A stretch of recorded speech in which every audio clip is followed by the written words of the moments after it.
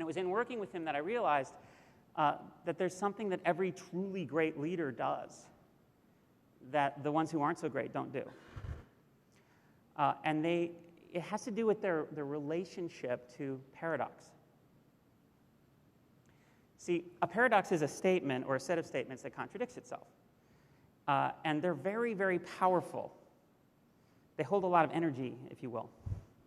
When you're presented with a paradox, you really have a choice. You can either ignore it, pretend it's not there.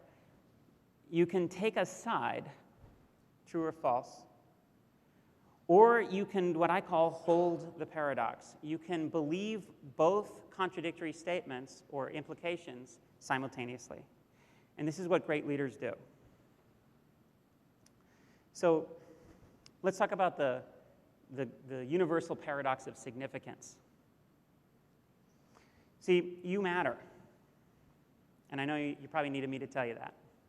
But you can touch a life so deeply and so profoundly that your loss, the impact of your loss, would never be forgotten.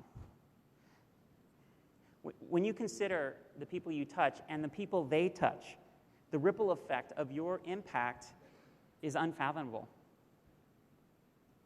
And also, the magnitude of your insignificance is equally unfathomable. Now, just as an experiment, let's hold these two experiences, right? Hold in your body the truth, the knowledge of your significance. And then without allowing that to dissipate, add to it the unmistakable truth that you aren't worth a damn, that you're barely dust. Can you do that at the same time? Now, as you're doing this, you're doing what I'm calling holding paradox. And leaders who do this they are standing in the intersection between these two seemingly contradictory truths. And when they do that, they can be leaders. They can be followed by anyone.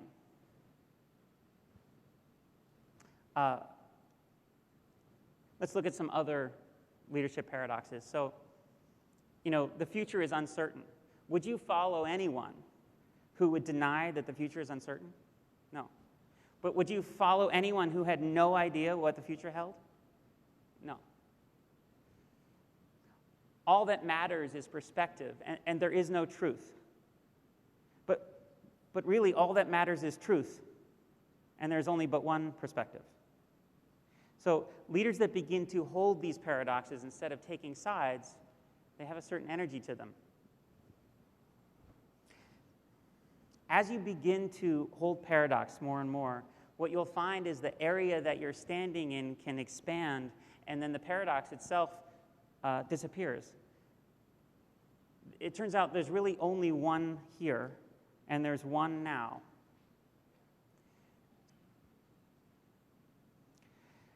So anytime you're maintaining anything, you're not free. Now, I'm not saying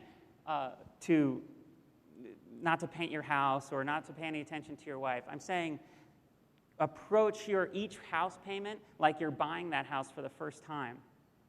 Every time you go to write the mortgage check, you're buying the house again. Do you want it? Every time you interact with your relationship, be in rapture in the moment for that relationship and create it in the moment.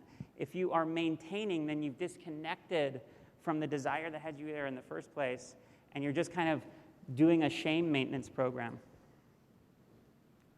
So,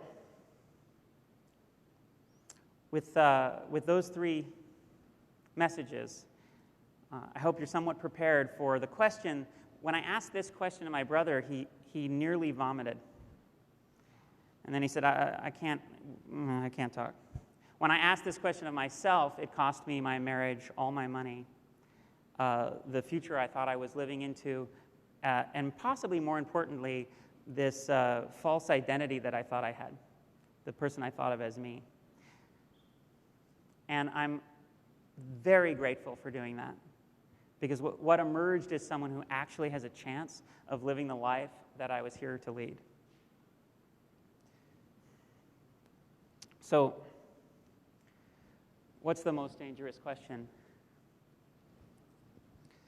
I want you to imagine a version of yourself that has no shame, that doesn't have anything to prove, that's already proved everything, that's gotten the validation you always wanted from all the people you've ever wanted it from.